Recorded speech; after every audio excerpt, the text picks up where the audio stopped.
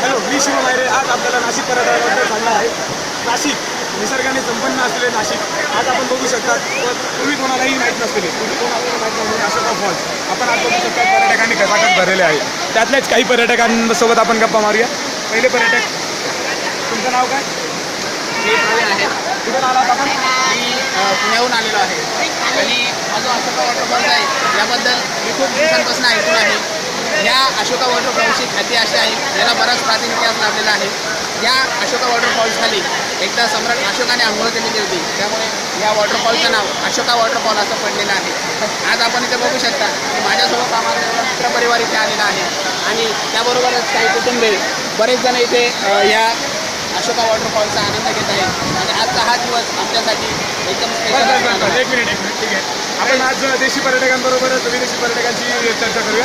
आज आपल्यासोबत आलेले आहेत पॉल पाटील. काय पॉल, कुठून आलात आपण? Los Angeles.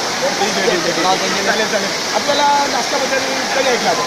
त्याबद्दल घरात भरपूर दिवसापासून ऐकत होतो. त्याबद्दलच नाशिकमध्ये होतं पंचवटी वगैरे, त्र्यंबकेश्वर. पण आता त्यात भर पडली एक अशोका धबधब्याची.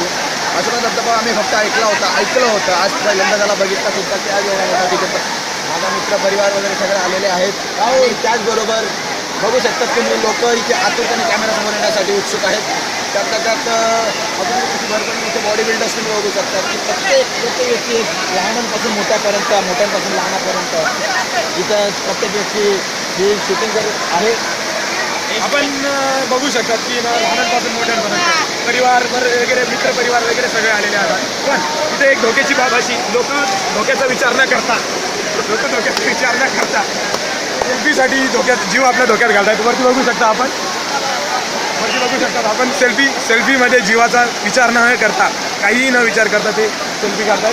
खाली बघू शकता आपण परिवार एकदम हे करताना. इथे आपण थोड्या वेळापूर्वीच आपण एक मारामारी पण पाहिली, जिथे एकाला जीव गमावा लागला आहे. तरी आपण कॅमेरामॅन विशाल मदाने, रिपोर्टर शिव मायरे, इगतपुरी नाशिक.